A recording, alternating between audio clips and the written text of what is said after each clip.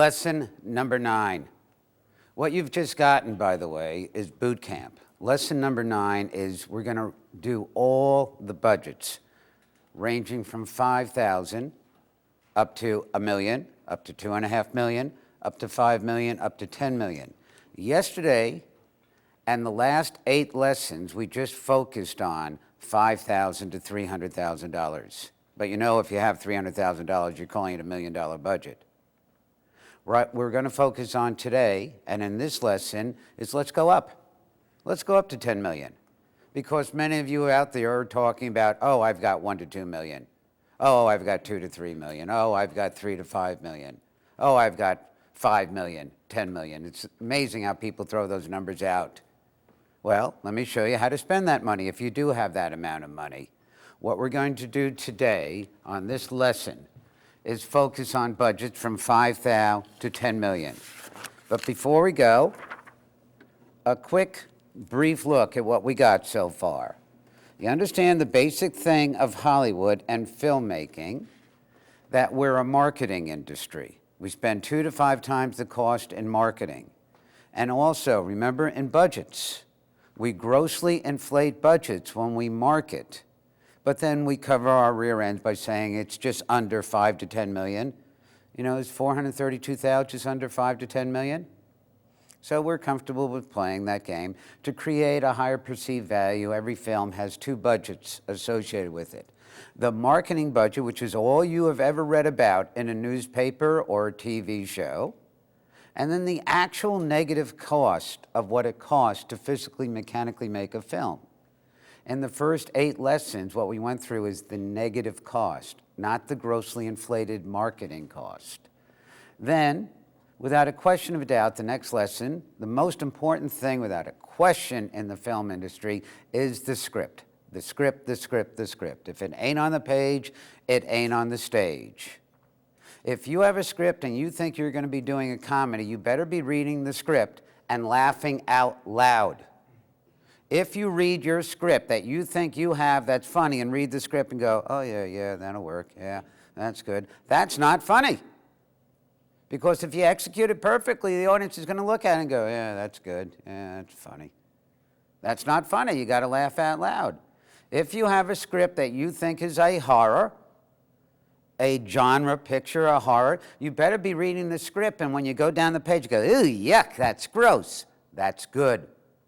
Now, if you execute it properly, the audience will get that reaction too. If it ain't on the page, it ain't on the stage. And your job, get the great script. First-time filmmakers making your first feature film, and stop talking to me about names. It's very important to get a name attached to your project, but first-time filmmakers making their first feature film don't have enough money to do it. Although I agree, it's totally super important to have a name attached to your project, but grow up and get real, you're not going to have one on your first feature film. So you're totally script dependent, aren't you? And actors. So script, either write it yourself, that's not expensive, or option it, or hire a writer, but do it cost effectively to write it for you, but you own it. You're the boss, you're the employer. When you pay somebody, you own it. Then I taught you something about guilds and unions, Writers Guild, Directors Guild, Screen Actors Guild, and below the line, the union is IATSE, I-A-T-S-E, nicknamed IA, stands for International Alliance of Theatrical Stage Employees. But there are 3 guilds and 1 union. Most people just bond them all together and say the unions, that have rules and regulations that if you sign with a guild or a union or all of them, you made a contract and you have to adhere to the rules and regulations. But once again, this is America, guys. You can hire whoever you want to hire whenever you want to hire them. The only law in America is minimum wage and workers' compensation. And if you want to hire an actor who's in the Screen Actors Guild, but you didn't sign with the Screen Actors Guild, you're allowed to do it. And if it's good enough, the distributors will still buy it. Keep looking at all those no-budget films you've been seeing being distributed over the last 10, 20, 30, 40 years. And now ask yourselves, was that Screen Actors Guild? But the actors were in the Screen Actors Guild, and has any one of them gotten in allegedly trouble yet? No. So stop worrying about it. Stop worrying. Now, don't take me out of context. I didn't say don't go Guild, don't go Union. I said go Guild, go Union if your budget gives you enough money that you can afford it. And if you can't, find out what low budget is. And if you can afford low budget, go. And if you can't afford low budget, be an American, be an entrepreneur, and let's make a movie. Next, pre-production, getting organized, paperwork, and your vendors. Film, lab, camera, sound, light, grip, dolly. All I really told you is don't pay retail. Don't pay rate card. You'll get a deal. Next, directing. Pick the right actors. Handle the casting session properly. Then when you get on the set, knowing that film, raw film is so expensive and the lab is going to be so expensive, that's your budget. So how do you maximize out your shots? First, get the master, going for the two pops, the two over-shoulder medium shots, then go for some cutaways. And if you got a little more film and a little more time, go for your artistic shot then.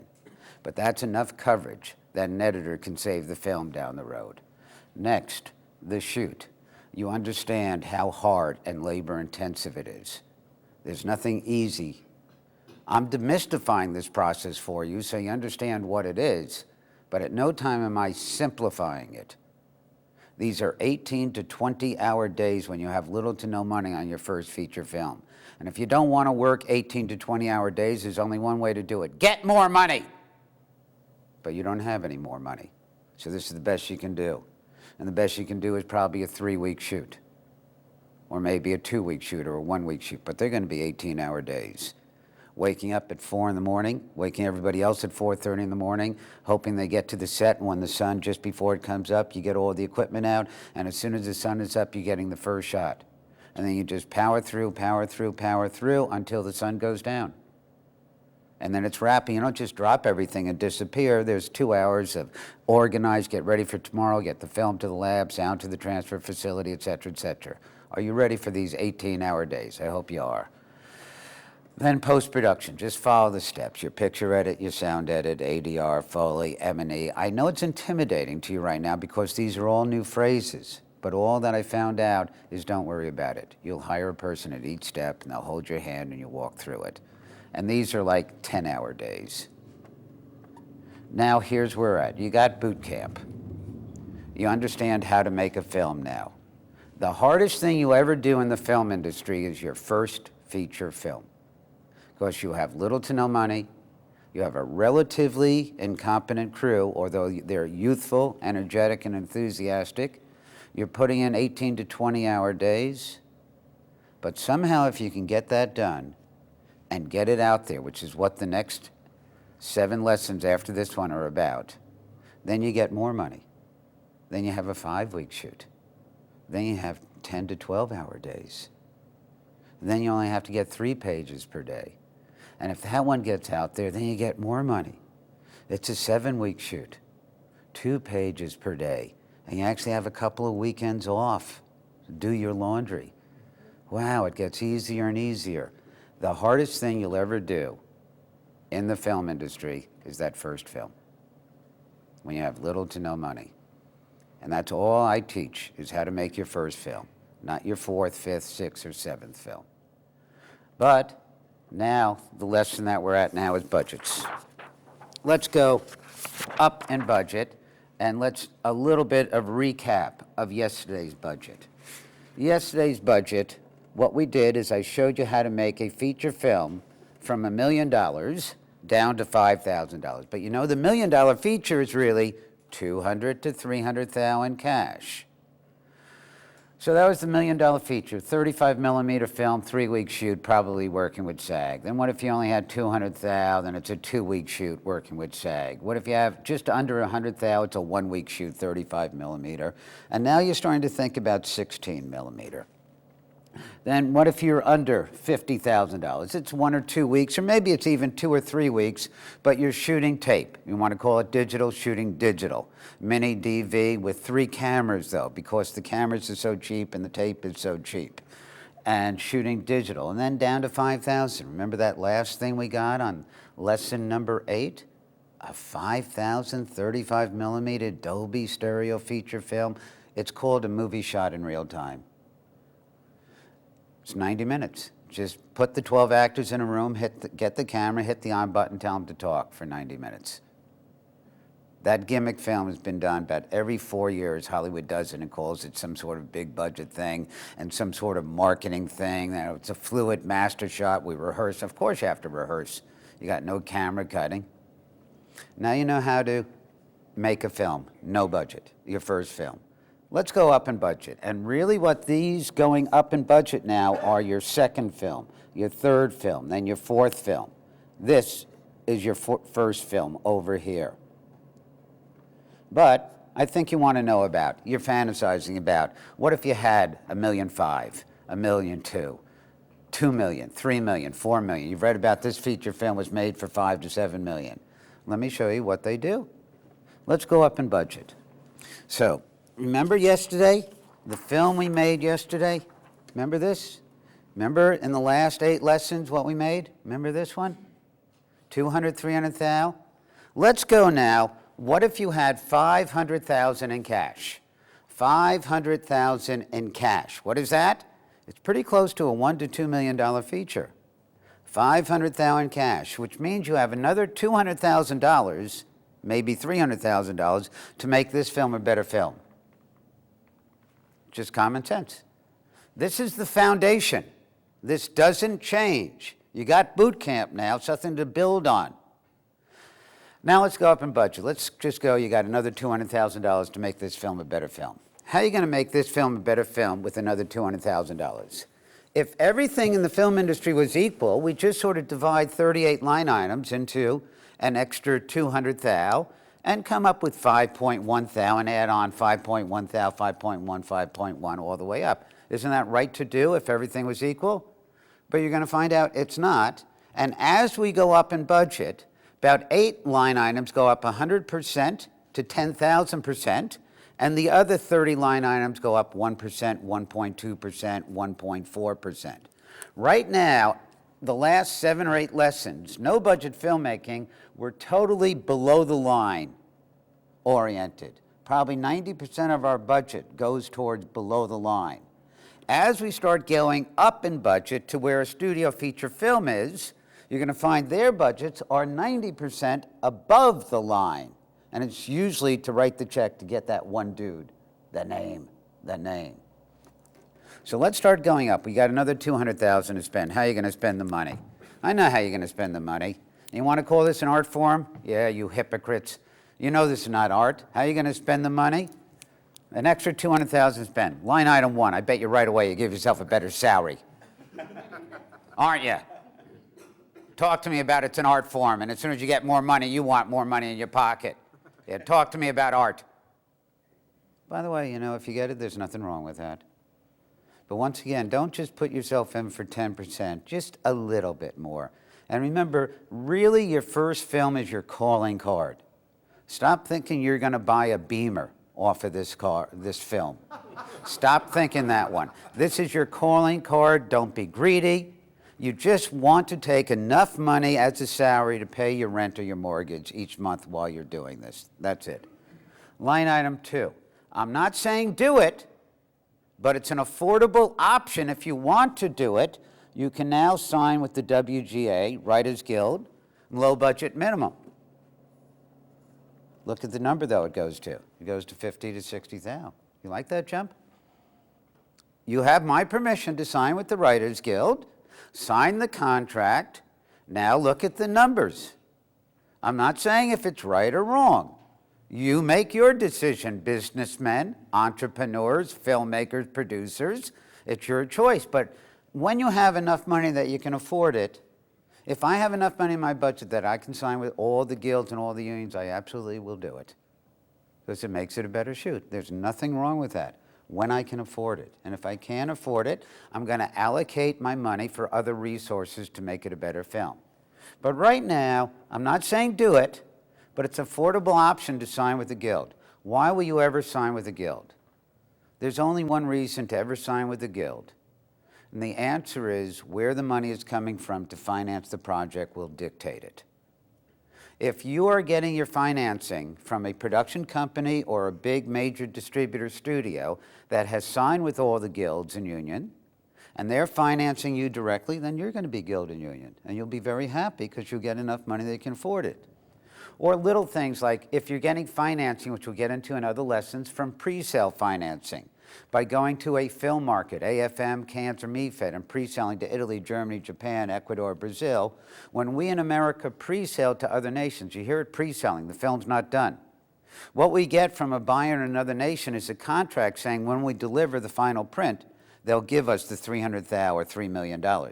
So you go to a film market, you come back with 10 contracts from 10 other nations that want to buy it after it's done, and you pre-sold, but you don't have any money. What you got to do with these contracts now is find a bank in Los Angeles and New York that has an entertainment division, use those contracts as collateral, and get a loan based off of those contracts. Now, a bank is very scared of loaning filmmakers because what if we don't finish the film? Who loses? The foreign buyers, they put no money up front. No, you got ego and your egg on your face, and your ego hurts a little bit, but you were getting your salary during the 5, 7, 10 weeks. You know who loses all the money? The bank. So the bank loves to finance Hollywood and movies because they charge outrageous interest for us, but they know it's a gamble. So the bank's only going to loan us money if you get a completion bond. How are you guys going to get a completion bond? You're not bondable.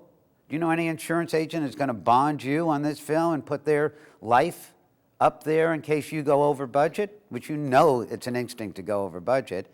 So they'll only bond you if you're a nobody, if you sign with each of the guilds, and below the line, maybe union, maybe not union, but having highly qualified people at each position. So that's why you sign with the guild. Where the money is coming from pushes you into it. If you have your own money sitting in your bank account right now, you have your own money, I think it's ludicrous to sign with any guild or union. You already got the money. And you can hire actors that are in the Screen Actors Guild, and you don't have to sign with the Screen Actors Guild to hire them. It's the actor's choice if he wants to work in it or not. And it's not your problem. And truly, I have not heard of more than 3 actors in the history of the world, of the film industry, ever being kicked out of SAG that didn't pay dues. I don't think it's a big problem, it's a big issue. Now, once again, don't take me out of context. I didn't say don't sign with SAG. I said sign with SAG if you have enough money that you can afford. And we can afford signing with SAG on a limited exhibition agreement, low budget for this one. But right now, we got another $200,000 to spend. You'll give yourself a little bit more money, maybe you sign with the Writers Guild, director. How much money do you want to pay a director? You want to sign with the Directors Guild? You want to sign with the Directors Guild? I think it's ludicrous on this type of budget that you're going to sign and pay somebody $7,000 a week to make them famous. Not necessary. It's your choice. If you want to do it, you're business people now. Nobody's telling you what to do. You make your own choices. I think I'll pay $2,000 a week. That was just the last 8 lessons when I taught you how to direct. $2,000 a week. That's enough money to pay somebody to make them famous. You want to pay him $3,000 a week now? Fine. You want to pay him $4,000 a week? Fine. You got the money. We got $500,000 now. You go to somebody working around the film industry that doesn't have an opening title credit on a feature film, somebody that shot a lot of rock videos, commercials as a director, and you go to them with a check for $500,000 and say, I'll pay you $4,000 a week to direct my feature film, but it's only a 3 or 4 week shoot. I don't think one of them will ever say no. Will they initially, in the first 10 seconds of the conversation, say, you know, I'm in the Directors Guild, it's got to be a Directors Guild shoot? Of course they will. Will you then be a good business person and say, gee, I wish I could do it, but it's not in the budget? Now it's your choice. And that's all. And then you move on. And if that person doesn't want to do it, that's his or her choice. And then you have $500,000 and $4,000 a week to pay somebody else to make them famous.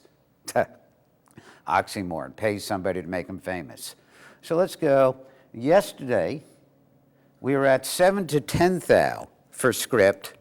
If you don't sign with the WGA, I'd go 15 to 20,000. That means you can hire a writer and pay him $2,000 a week, 5 weeks first draft, 2,000 weeks, 3 weeks of second draft. And you got about $5,000 or $7,000 left over to hire a second and third writer for other drafts if you want. And I think you got a fair shot at getting a very excellent script. Nowhere near a guarantee, though. Now the director, paying about $3,000 a week, 3 week shoot. Now let's go to a 4 week shoot. So that's $12,000. some pre-production money for 4 weeks, about $1,000 a week, etc. So I'd put here also $15,000 to $20,000. Actors. Now that you have $500,000, I'd sign with the Screen Actors Guild, not on a limited exhibition agreement, but on a low-budget agreement that states that it's basically paying actors then ballpark $400 a day, or about $1,200 or $1,500 per week. So that quadruples this one on a limited exhibition agreement, which is $100 per day. Now we're paying $400 per day. And do it if you have the money that you can afford it and make your film with quality. So now this $6,000 to $10,000 goes to $25,000 to $40,000. $25,000 to $40,000. Next, M. That's marquee value. Get somebody in it. You have no idea how important that word is. Word, that was the sentence. Get somebody in it. Get a name. By the way, in a lesson coming up, you'll find out what really is a name and what isn't a name. And stop calling them A actors and B actors. They break down into other demographics, which we'll get into in other lessons. But get somebody in it. Get somebody in it. Everybody in the film industry talks about in distributing, it's very important to have a name. It's very important to have a name. It's very important to have a name. I totally agree. But the reality is you don't have a name because you can't afford it. But I totally agree it's very important to get a name. For instance, in the little teaching film education world, I'm a name. I can go anywhere literally in the world. I get paid $15,000 per weekend. I get 50% up front. I fly first class, sometimes business if it's less than 3,000 miles, and I stay only in 5-star hotels. And right now, I'm booked up every weekend for the next 8 months. And if you want to book me, call me now. I'll be glad to come to wherever you are and put on an amazing seminar. But you better call now and book me for 9 months from now. I'm a name. I didn't mean that as ego. I hope you don't take that as ego. But I don't have to look for jobs. I'm marketable. I'm an excellent teacher. People want me to come, and I can pick where I want to go. Names. If you have a name attached to your project that's going to get financing, that name knows it. You know that name knows it. And if that name doesn't know it, his or her agent, manager, attorney knows it. And to get a name, you got to play with a thing that's called availabilities, and then a phrase called pay or play. When you talk to the name, you want to know what their availabilities are, and stop saying this thing that you've got this name and they're very interested in the project. Here's the bottom line. Every actor is interested in every single part in the world at any time. That means nothing, the word interested. Every actor is interested in every single part.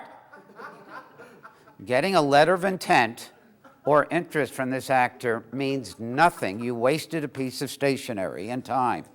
What you want from this actor is what's called a firm commitment.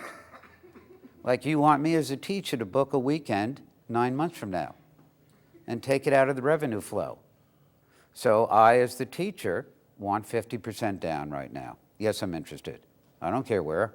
I'll go everywhere. 50% down now. Give me the check right now. The name actor, they want a firm commitment. So what are you paying? You're promising to pay them $100,000 a week, $500,000, $1 million for the project, $2 million for the project. Fine. They're interested. They'll commit this 4 days or 2 weeks or a month, 6 months from now. That's their availability for you.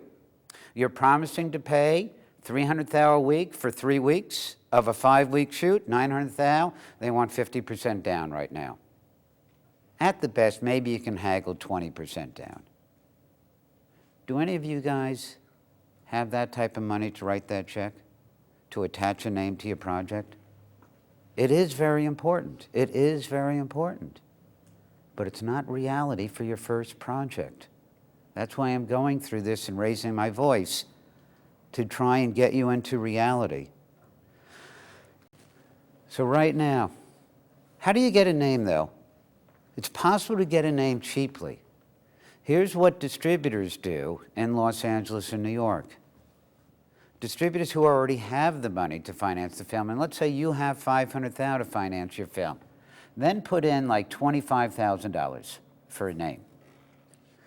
And you don't attach a name to get the financing. Remember, you have the financing, not because you had a name attached. You're just wealthy enough that you have the money. So you have $500,000, and you put aside $25,000, and you start shooting. You don't even know who the name is. But of the 18 actors, actor number 15, who's a one-day hire that you need on shooting day 13, on shooting day 10, you just pick up the phone and call the main agencies, William Morris, ICM, CAA, APA, Endeavor, UTA, etc., and say, today's Monday. I got $25,000 for somebody to be a judge on Wednesday. Who wants to drop by? Then you get a name at the last moment. But it's a little bit of a crapshoot. You don't know who the name's going to be. That's the cheapest way to get a name attached to your project that will help you with foreign sales.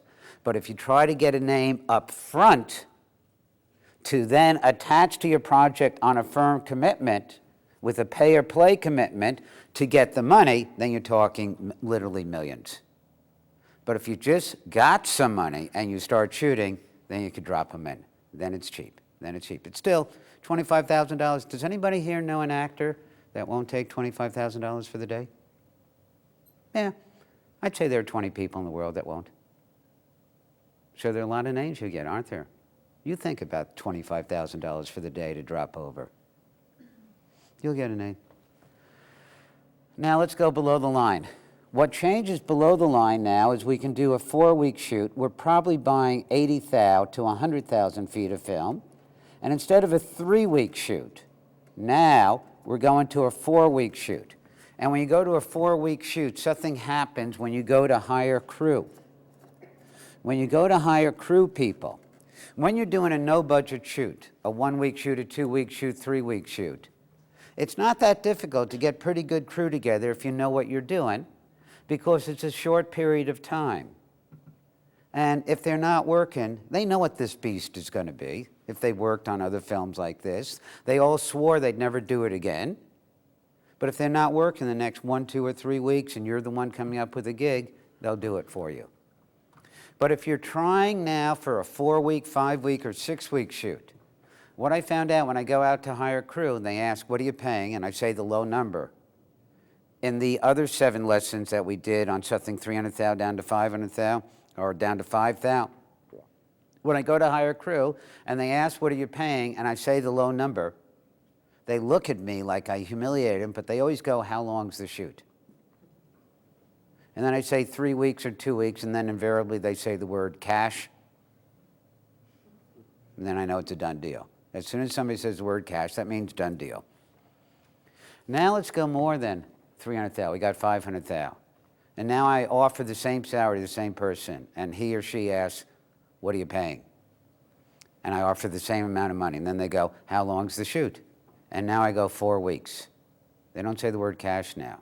What they do now is they go, oh, 4 weeks. That's a month. I can't do it. There's something psychological. I've done it too many times, guys. I got this down. 4 weeks, I can't do it. There's only one way to get a very good crew together for anything more than a 3-week shoot. 4, 5, 6, 7-week shoot, pay very good salaries. When you go less than 3 weeks, it's easy to get a pretty good crew together. 2 weeks, piece of cake. 1-week shoot, just favors. 3-day weekend shoot, the $5,000 shoot, they should pay you to come over. If I thought this was an art form. I thought this is all put it together. So you got to double and triple these salaries, double the art budget. Then I would license one popular song down here, which cost maybe $15,000 to $35,000, that I use for 20, 30 seconds under the opening title credit and the rear title crawl, and have it pop up about 4 or 5 times for about 5 seconds in the movie, and still spend $5,000 for somebody else to get the rest of the score. So if you have $500,000 in cash, and you're attempting just under a $1 to $2 million feature, above the line, it's a 2-guild shoot, Writers Guild and SAG, but probably nobody in it. Or instead of signing with the Writers Guild, then you go a one guild shoot, SAG, and the money you save by not going with the Writers Guild, you can spend to try and get a name in it, but it's a crapshoot gamble name. And below the line, a 4-week shoot on a 10-to-1, 12-to-1 shooting ratio, working 10 to 12 hours per day, paying much better salaries, and licensing one popular song. Guess what? 500,000, under 1 million to 2 million. Now let's go up to, what if you had 700,000? You got another 200,000 to make this a better film. You got another 200,000. What are we going to do? You got another 200,000. Let's make that film that we just made a better film. So let's spend another 200,000. Line item 1, I bet you give yourself a better salary once again, don't you? Line item 2, you got about 700,000 cash, you'll sign with the Writers Guild. It's affordable now. It gives you a wider range of typists to hire. Why not when you can afford it? And of course, you'll sign with SAG. You're a 2-guild shoot. And it's your choice. Do you want to sign with Directors Guild? It's your call. You make your own decision. Or you want to pay somebody $4,000 a week. And we'll go to a 5-week shoot. Paying somebody $4,000 a week, you're coming to somebody to make them famous. You're giving them a $700,000 toy to play with, and you're giving them $4,000 a week as a salary. Do you know many people that want to be directors that'll say no to that? You got a large amount of TV directors that make wonderful salaries, but they're working TV, which is an amazing industry, but there's something addictive about everybody just wants to make a feature. There's something glamorous about that. I don't know why. And you're offering this glamour of breaking into the feature film industry. You have your choice of a massive amount of people to be directors, and most of them in the Directors Guild. In my opinion, I am not right, is I don't think you have to sign with the Directors Guild to get that director if you're offering him a $700,000 toy to play with, and you're offering her, here's a check of $4,000 a week while directing. I don't think you'll have a problem. But if you want to sign with the Directors Guild, sign. If you don't want to, it's fine. But this salary will go up to $50,000 to $60,000 for the Writers Guild. This salary directing will go probably $35,000 to about $50,000. And now SAG, you're still SAG, low budget agreement. So that's about $40,000 to $50,000. Plus M, marquee value. Now I could put something in like $100,000 to get a name. With a pay-or-play commitment, about $20,000 up front. Now I'd probably start getting, and remember once again, in a lesson coming up later on, we'll find out what names really are. You don't know what names are yet.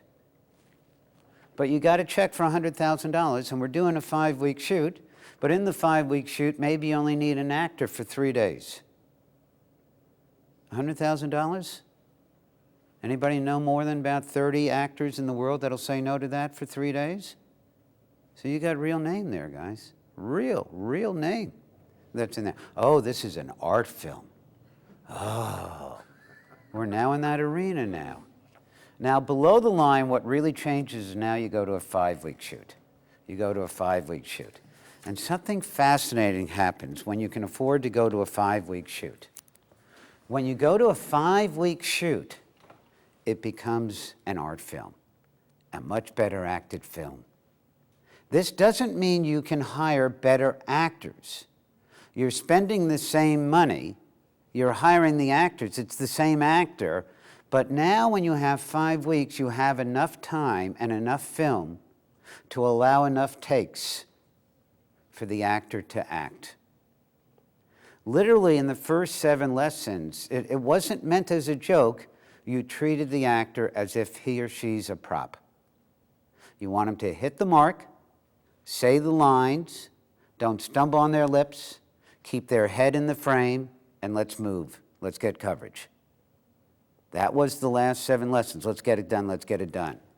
And you know the actors that you hire in pre-production, when you do casting, oh, it's art, you'll talk so wonderful and beautiful to all of them, and how we're going to change the film industry, and this film is so important, and yada, yada, yada. And now you're shooting it, and you're turning into their cattle. They're going to get frustrated with you. That was yesterday's or the last 7 lessons class. But now we got 700,000. We got enough money for a 5-week shoot. We got enough money to buy 120,000 to 150,000 feet of film cost effectively. Now we can do a 15-to-1 shooting ratio. So now, scene 32, take 1. And I go, actor, this is what I want you to do. You got the lines? Okay, scene 32, take 1. We ready? We're ready? Okay, let's walk through it once, okay? Yeah, that was good. What I would like is a little more, tone this one down, okay? Let's try it again. Okay, good, good. I like that. Slow it down a little. Slow it down a little. You don't have to enunciate, but you can't mumble. Can we get that? And I need to see your eyes. Okay, that was rehearsal. I just did that in 30 seconds. We would have probably taken 5 minutes. That's all you need to get a performance and to talk it through with the actor, if you cast the proper actor in the casting session. Now, do you feel that little lesson on directing, how important that casting session is? Now let's shoot. Scene 32, take 1. You ready? Quiet on the set. Roll sound, sound up to speed. Roll camera, camera up to speed. Slate it. Action. Cut. Good for sound? Sound man, how'd you feel? Camera, camera, how'd you feel? In frame, focus, everything good? Watch. In the last 7 lessons, when we did the $5,000 to $300,000 feature, I would never turn to the actor now and ask, how'd you feel? Because you know what he or she's going to say. One more time, one more time. But now, I've got 700,000, I can do that. If they want to do it again, I could do another take. Actor, how'd you feel? A little bit, would you like to try it again? Yeah? Okay. Aren't I a wonderful director now? Don't I work well with actors now? Don't they love me? Okay. Do you want any input from me, or do you just want to stay in character? Whichever you want, whichever you want. Okay, quiet, everybody quiet, quiet on the set, please. Stay in character, that's good, that's good. You'll now hear phrases like beats or rhythms. They can break it down a little bit more. And usually actors, and definitely amateur actors, will rush it through. And they don't break it down into segments, they're one sentence.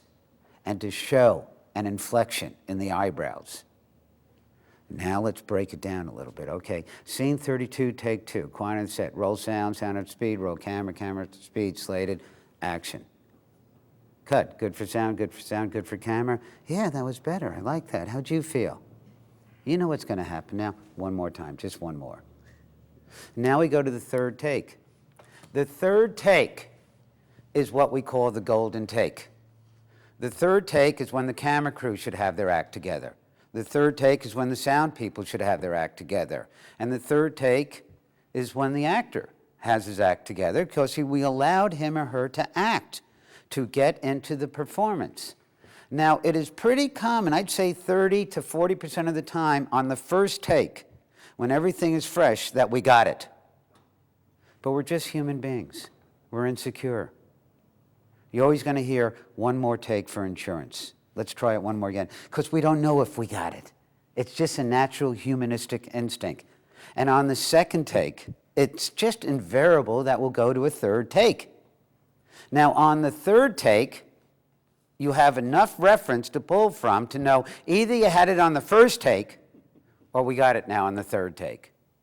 Usually, I'd say 50% of the time you get it on the third take, 40% of the time you realize you had it on the first take. Invariably, it's not the second take. I don't understand Kubrick with 30, 50, 70 takes until they get it right. I do not. Who am I, a little teacher, to say something negative about supposedly somebody that's amazing, and he was amazing, but I still don't understand this 30, 50, 70 takes things, guys. After 3 takes, the actor's drained a little bit, and they're just becoming, the performance. Okay, let's go back. You have enough money. And down the road when we edit, what do you think the editor's going to pick? The golden take. And now the film's going to look like a much better acted film than in the first 7 lessons when we just picked the first take, and that's all we had to pick from. And then we had to cover it up with coverage. Now we can pick art. And it's going to look like, at $700,000, what you're calling a $1 to $2 million feature, it's a much better acted film, because you can go to a 5-week shoot. Now let's go up to, by the way, can you give me a time check? Now let's go up to $1 million in cash, $1 million in cash. If you, time check? 40 minutes. We're into 40 minutes, okay. And $1 million in cash, $1 million in cash, which by the way is a $2 to $3 million feature. If you have $1 million in cash, above the line, Guild, 5, maybe 6-week shoot, and put in $100,000 for one actor, $50,000 for another actor, maybe $10,000 a week for 3 actors, and a 5-week shoot, a couple of more names, and going for wonderful story. And as we go up in budget, the type of script we shoot can be more expansive. It's not just the dressed-up stage play now. And maybe when you got $1 million in cash, you want to put in $20,000, $50,000 for a stunt, or a couple of stunts, or a car chase for 2 days, in which you only get covered a half a page of the script. You want to put in some money for a couple of effects? That's doable. This is $1 million in cash, but the real thing is going to be 1.2 to 1.5 mil. Let's go up on the next one. To really 1.2 to 1.5 mil, which you know it as the $3 to $5 million feature, which you really know it as the TV MOW, Movie of the Week. Sometimes in Hollywood it's nicknamed the Disease of the Week. Sometimes we call it a WIMJEP, Women in Jeopardy, Family in Crisis. We've got $1.2 to $1.5 million. Now here's the thing, television programming executives know how to make things and program for women. What do women want to see on television? Whenever I go home and I'm watching TV with my wife, I'm a man. You know how I flick? Football, basketball, boxing, football, basketball, boxing, football, basketball, boxing. And I watch wrestling.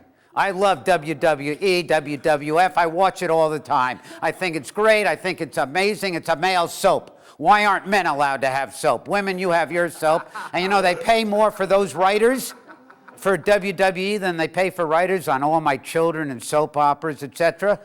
Anyway, I'm a man. That's how I watch TV. You know what happens when I go home tonight? My wife is there. She's lying on the couch waiting for me to come home, and dinner will be warm. God bless her. You know what's going to be on? Lifetime Network. Women, you know.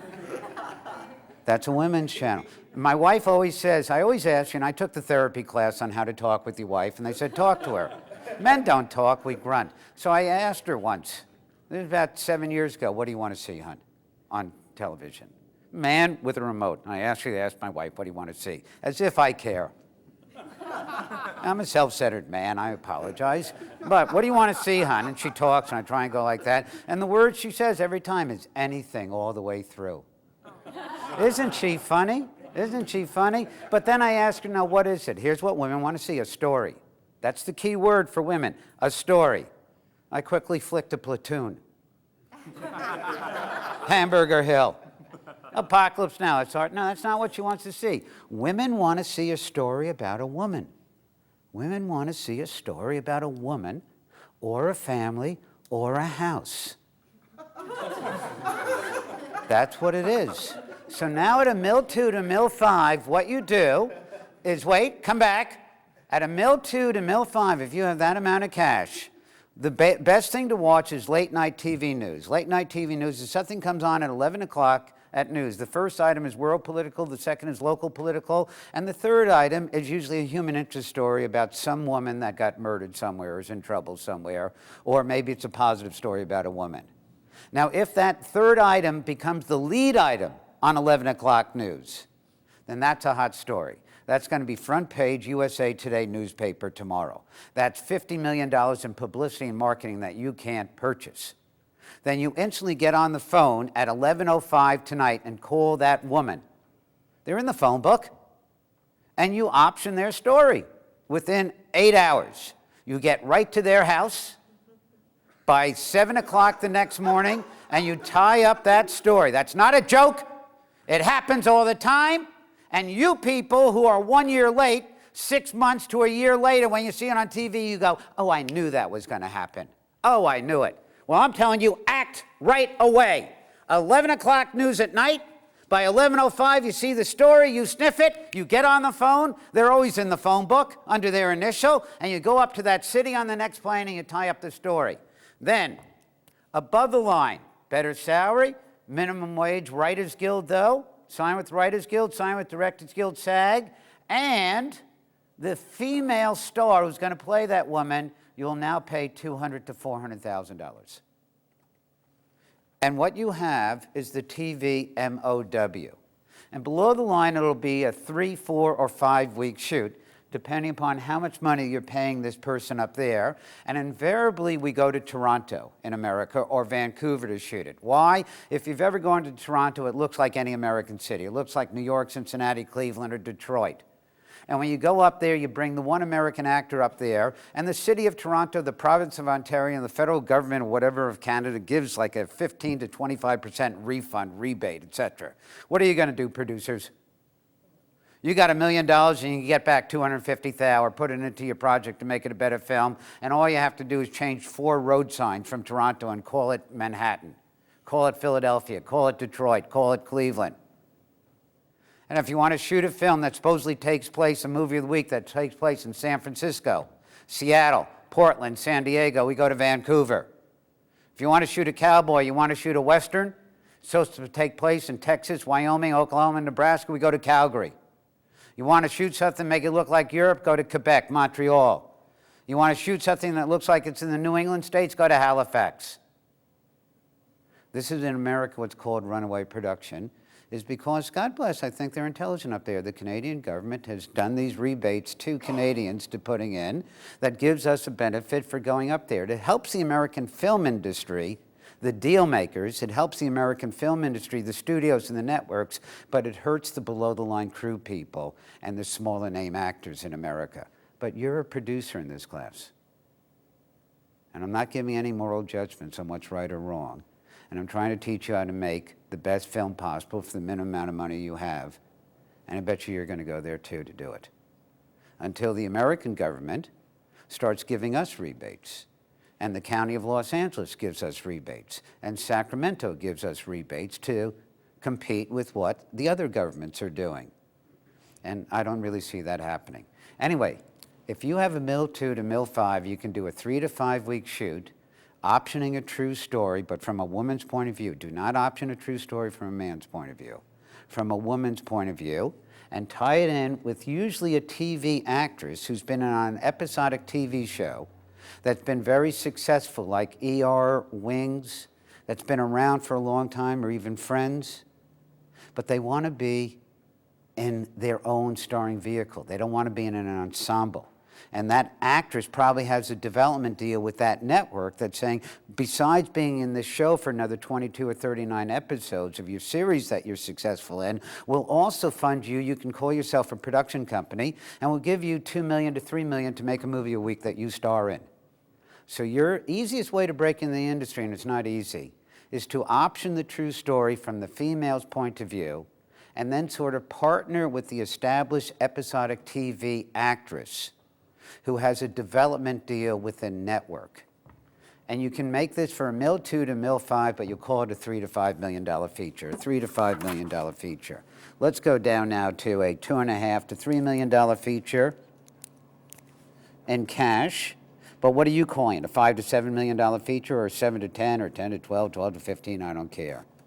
So what this is, it's the same thing really as this, but instead of hiring one TV actor at $200,000 to $400,000, now you can hire what's called a movie actor at $1 million plus. What I'm doing is getting you away from saying A names and B names. They're really, the names are sort of broken down between, is it a TV actor or is it a movie actor? TV actor, movie actor. Now, every actor that comes, if you want to be in the film industry, you want to be in the television industry, you want to be successful as an actor, God bless, you got to come to LA. It's LA where it's happening, and LA is a wonderful city. And you got to come here and be available to go on those cattle calls and get around. Initially, you get off the plane, or you get off the car when you drive here. You try to get an agent. You probably get an agent that's a sort of a bullshit agent. You get into a couple acting groups, and the acting groups, the other actors help you. You find out your agent doesn't even subscribe to breakdown services. So now you got to go get another agent, another headshot, another resume, et cetera, et cetera, et cetera. You're going out there trying to get some commercials, trying to pay your rent. But really, you know what you are. You're a waiter. You're a bartender, you're a limo driver, you're a messenger service. It's not really a living. And in the first year, if you make $2,000 as an actor, that's amazing. That's really amazing. And the second year, if you made $5,000 as an actor, that's amazing. But it's not enough money to pay rent. And you can't get a career because you got to be available to go on those cattle call casting calls every day. But eventually, you hope to get picked up and get into a show that's a pilot for a TV network. So every pilot, every time you, the consumer at home, sees a TV show, you'll see 2 names in that TV show and 5 or 7 other actors that you never saw before in your life, but they're excellent actors. Why? They're waiters. So let's say I'm a producer, I pitch the network, I get funding to make a half-hour, 1-hour TV pilot. I'm partnered with 2 name actors, and I need you 4 people as actors numbers 3, 4, and 5. I'll give you $7,000 for the pilot for the week. You want to do it? You're not arguing with me. You're saying thank you. Say thank you. You're welcome. So now I cast my actors right over here. So now I shoot. Now the key thing is 1 out of 5 pilots get made, 1 out of 5 pilots then air, and 1 out of 5 of those get picked up. Golden phrase, go to series. We go to series, which now they order usually 4, 9, 13, or 22 episodes from me.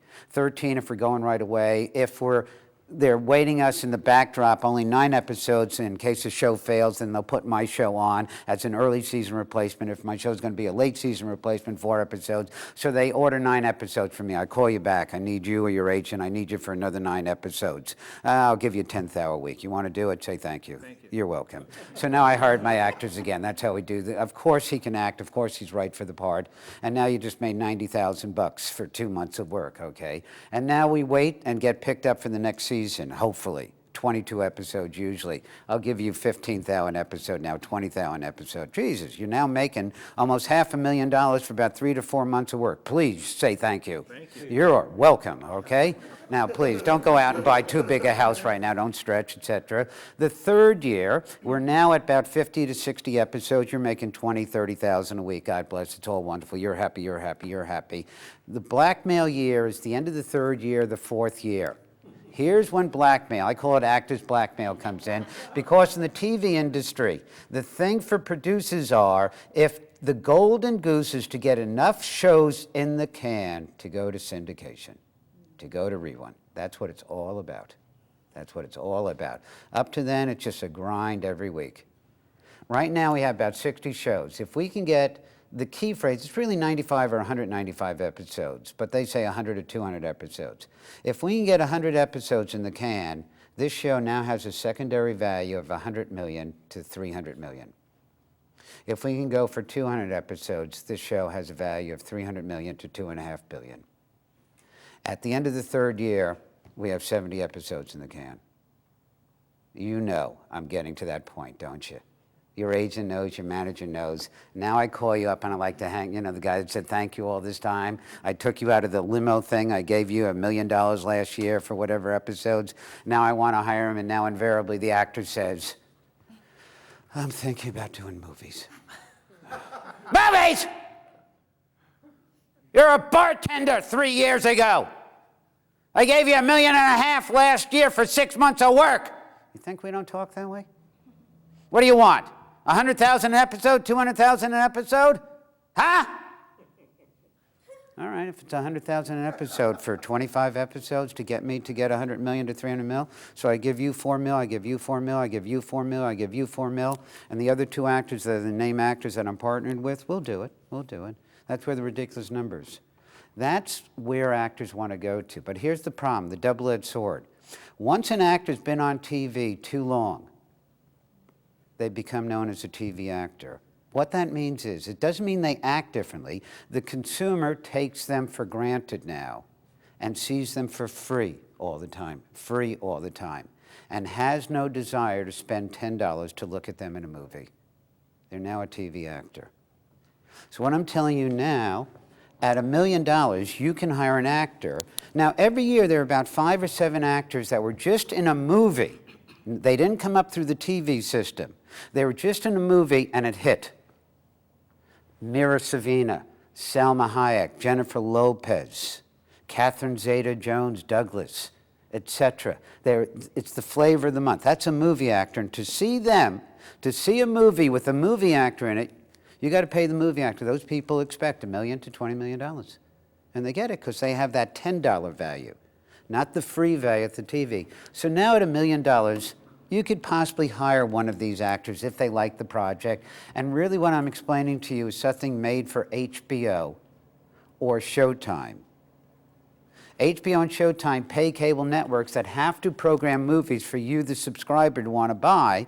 But HBO and Showtime 15 years ago found out the studios, Warner Bros. Paramount, don't make enough movies. So HBO and Showtime said we had to vertically integrate. We had to start manufacturing some of our own product. But they know they must put one of those names, that's, a movie name, in each product so you, the consumer, don't feel ripped off that it's just a TV MOW. That's a movie actor. For that, $1 million. $1 million. What are you going to call this project? What's the budget?